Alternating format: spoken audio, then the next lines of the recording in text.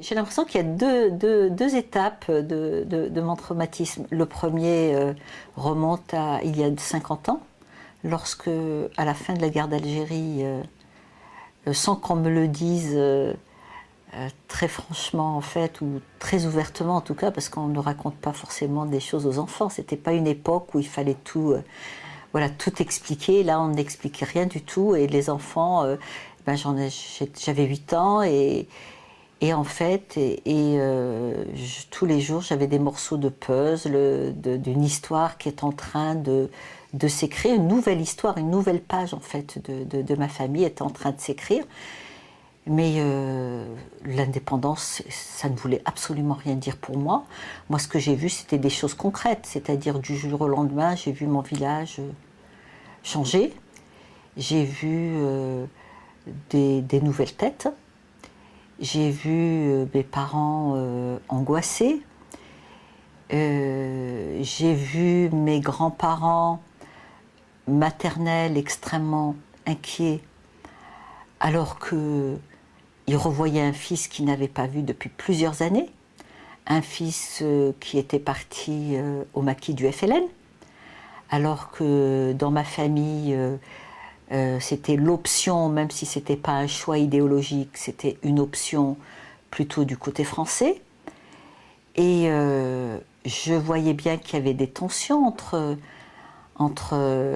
ma maman et puis ses propres parents, mais je ne comprenais pas qu'il y avait quelque chose de nouveau en fait qui allait s'écrire dans notre histoire familiale. Je n'avais pas vu que ça allait être un chamboulement. Mais tout ça, je le sentais très très fortement. Je sentais qu'il y avait un malaise, je sentais qu'on parlait de disparition. Petit à petit, on parlait d'assassinat. Et à côté de ça, il y avait des très très grandes joies. Et en fait, tout ça, c'était l'histoire qui est en train de s'écrire. C'était ceux qui entre guillemets, avaient perdu, donc leur vie allait être chamboulée, et puis ceux qui, entre guillemets, avaient gagné, voilà, une guerre qui les gagnait diplomatiquement, militairement, peu importe, mais il y avait... mon village, en fait, était bouleversé, et ce village bougeait, ça bougeait dans tous les sens, et ça, effectivement, c'était extrêmement, extrêmement traumatisant. Pour l'enfant de 8 ans que j'étais. Et les choses, elles se sont révélées petit à petit. En fait, le drame, la tragédie s'est révélée petit à petit. Et puis un jour, on a vu arriver des hommes que je ne connaissais pas, que je n'avais pas vus dans mon village, qui sont arrivés dans notre maison, alors que mon père et mon oncle avaient disparu, mais je ne savais pas pourquoi on ne les voyait pas, alors qu'en fait, ils se sont sentis menacés et ils étaient partis pour se protéger auprès de l'armée française. Et puis voilà, ces deux hommes étaient là, ils posaient des questions de manière extrêmement violente aux femmes de la famille, parce qu'il n'y avait plus que les femmes qui étaient là, les enfants, et je ne comprenais pas, voilà, c'est ne pas comprendre et être dans une situation comme ça où on ne vous explique pas, mais on sait qu'un drame se trame. Quoi? On ne sait pas trop. Voilà.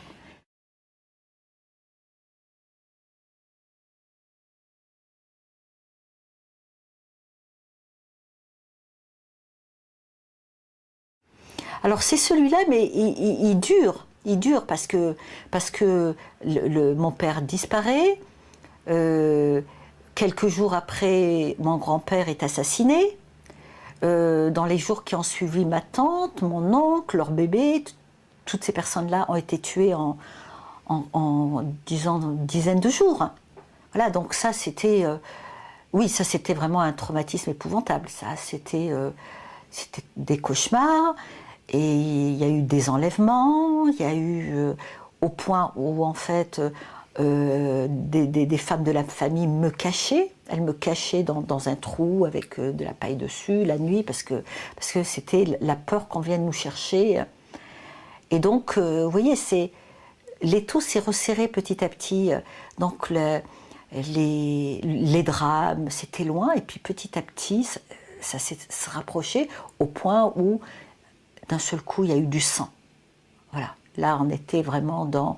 Effectivement, là, le grand-père, et puis on me racontait, on me racontait pas moi, les adultes se racontaient tout ça, et ils le racontaient devant moi.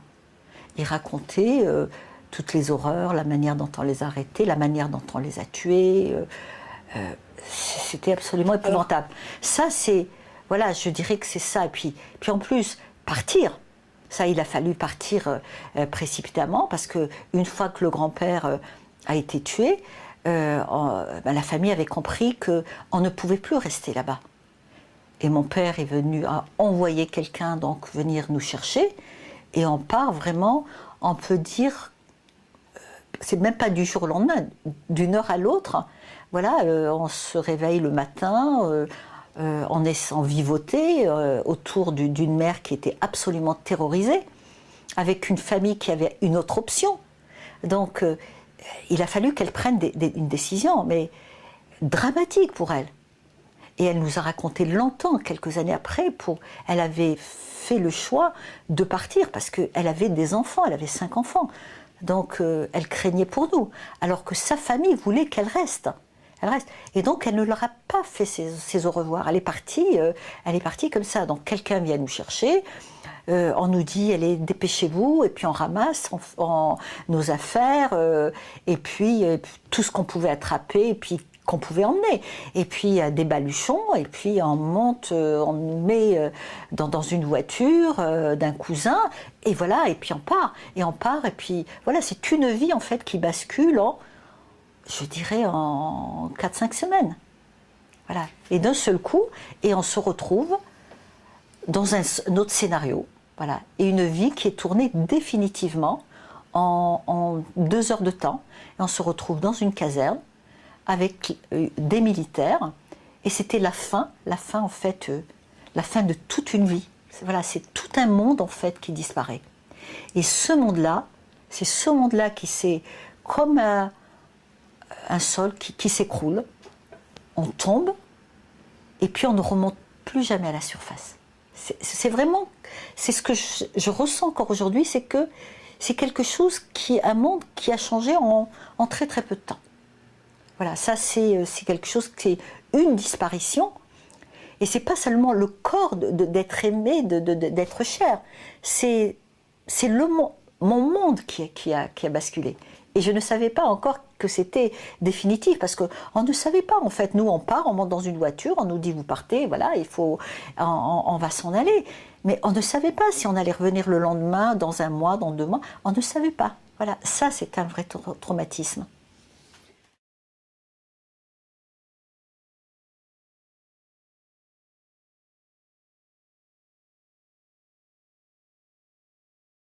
Je ne sais pas, parce que je n'avais pas commencé par mener ce combat pour la reconnaissance de la responsabilité donc, de la France, en tout cas du gouvernement de 1962 qui a abandonné ces familles, qui leur a retiré leur nationalité française, c'est quand même un symbole extrêmement fort, et qui les a laissés se faire massacrer, en sachant qu'ils se faisaient massacrer. Mais moi, j'avais commencé déjà par écrire. J'avais déjà écrit ma propre histoire. Et ensuite, j'ai écrit pour d'autres personnes qui ne pouvaient pas écrire, notamment les femmes. J'ai publié un livre sur ces femmes. J'en avais vu plus de 70. Puis finalement, une vingtaine ont accepté d'être publiées. Et puis ensuite, petit à petit, en fait, j'ai construit ce combat. Parce que il s'est imposé naturellement, comme un besoin, et ce besoin avait un écho chez d'autres personnes, et en fait j'ai découvert, j'allais dire des dizaines de milliers de personnes qui ressentaient la même chose que moi, et s'il y a des personnes qui m'ont rejoint, et c'est vrai que je sens que c'est une piste qui peut m'amener à l'apaisement. Je le sens. Je sais que quand je suis dans l'écriture ou quand je suis aux archives, Je suis historienne, je fais donc de la recherche historique. Je sens que c'est des endroits effectivement qui m'apportent un début d'apaisement. Mais voilà, c'est un travail en cours.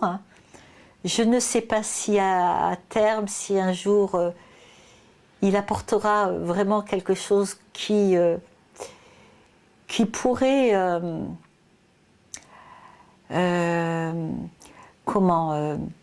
réparer, même partiellement, ce traumatisme. Mais je ne sais pas en fait. Je suis sur le chemin, disons.